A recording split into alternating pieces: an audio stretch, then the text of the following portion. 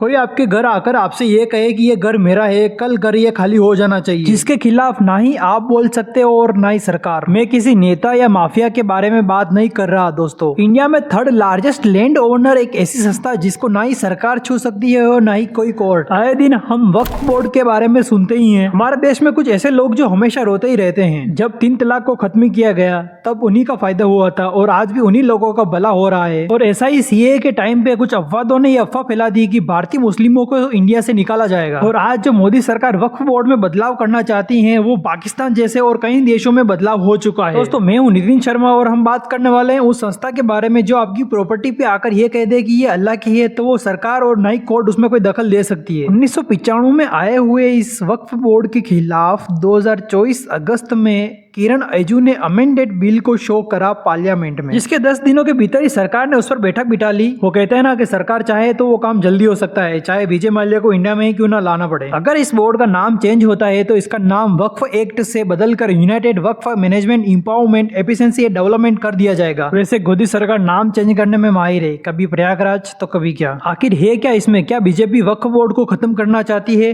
तो हाँ, या इसमें कुछ ऐसे चेंज करने की जो जरूरत है। वक्फ बोर्ड के अनुसार अगर कोई पर्सन अपनी प्रॉपर्टी को वक्फ के नाम करता है तो वो सीधे अल्लाह के नाम हो जाएगी और इसे वो कभी वापस भी नहीं ले सकता। सबसे पहले 1923, उसके बाद 1954 और लास्ट पे 1995 में इसका चेंज किया और अब इसमें मोदी सरकार मिलकर इसको चेंज करना चाहती है। वक्फ बोर्ड जो कुल मिलाकर 9.5 लाख एकड़ लैंड को ओन करती है, जो रेलवे और आर्म फोर्स के बाद थर्ड लार्जेस्ट ओनर बनती है देश में। अगर इतना लैंड ओनर है तो टर्नओवर भी तो ज्यादा होगा ना। ओल्ड रिपोर्ट के अनुसार 12,000 करोड़ एनुअल टर्नओवर होना चाहिए। दूसरे देशों के मुकाबले इंडिया के वक्फ बोर्ड की जो टर्नओवर है वो 163 करोड़ ही है, पर हालांकि जो दूसरे देश के वक्फ बोर्ड है उनके पास जो लैंड ओनर है वो बहुत ही कम है। इसके मतलब यही निकलता है कि या तो वो मैनेज नहीं कर पा रहे हैं या इनके अंदर जो करप्ट नेता बैठे हुए हैं वो अपनी जेब भर रहे हैं। मतलब इस बोर्ड को जिस कम्युनिटी के जरूरतों को पूरा करने के लिए बनाया है उनका पर्पस तो पूरा हो ही नहीं रहा है। क्या मोदी सरकार वक्फ बोर्ड के जो लैंड ओनर है वो उससे छीनना चाहता है? अगर ये वक्फ बोर्ड की भलाई के लिए है तो वक्फ बोर्ड क्यों डर रहा है? या वक्फ बोर्ड में बैठे वो करप्ट नेता डर रहे हैं? और जो इस बोर्ड में जो लोग बैठते हैं वो सरकार के द्वारा ही चुनकर बैठाए जाते हैं। लोग सड़कों पे उतरकर प्रोटेस्ट कर रहे हैं सरकार के खिलाफ कि वक्फ बोर्ड में चेंजेस ना हो। इंडिया में संविधान के अनुसार सारे वर्क रूल्स एंड रेगुलेशन के अंदर रन करते हैं, पर संविधान के अनुसार वक्फ बोर्ड में कुछ ऐसे रूल हैं जो सभी के लिए सही नहीं है। इसमें सबसे बड़ा रूल है